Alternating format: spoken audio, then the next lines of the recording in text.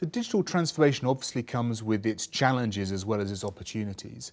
How is RBS engaging with the other market participants and regulators so as to try to overcome some of those challenges?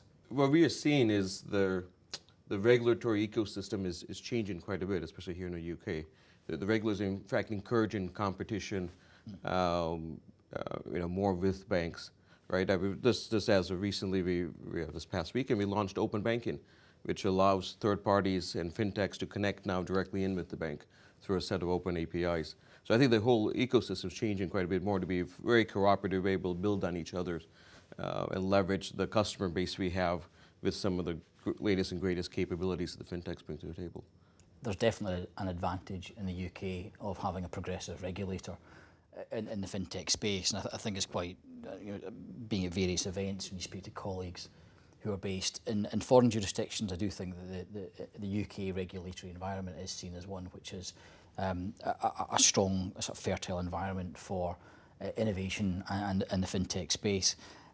Second point I was going to make, again with my purely legal hat on, is that, and again RBS is not alone in this, but the kind of interesting challenges that dealing with a fintech startup brings from a contractual perspective compared to dealing with what we might ordinarily be used to dealing with, which is a kind of large tier one supplier that are used to engaging with for a 6 or 9 month negotiation and a contract that leads to several hundred pages. That's a very different proposition to moving to maybe talk about some of the geographies that we operate in the innovation space in a minute. But when we're dealing maybe with a Californian startup who has maybe never heard of the Royal Bank of Scotland, has maybe never heard of Scotland, and maybe has never heard of Scots law, that's a very different proposition to, as I say, dealing with a tier one supplier. And we have had to flex how we operate while still, as Naresh said, underpinning the bank's kind of regulatory position and risk appetite, ensuring that's reflected. But we've had to box a lot more clever to make sure that we get the end result that the bank needs. And it's interesting that this issue of regulation has become almost like a competitive factor.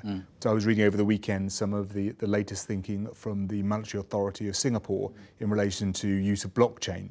And clearly they're trying to create a financial ecosystem within Singapore, which is going to be attractive to doing business through the use of technology and the way in which they regulate it. So you can think that perhaps in the future, the way that the regulators approach technology is going to be a real driving factor for the growth of those financial systems. Yeah, absolutely. You're seeing, as Kenny mentioned, the regulators in the UK, Singapore, there are a few markets that are very progressive in terms of the regulators looking, in fact, encouraging, as I said, competition and neo banks and these startup banks to actually get into the market and bring in great propositions and values.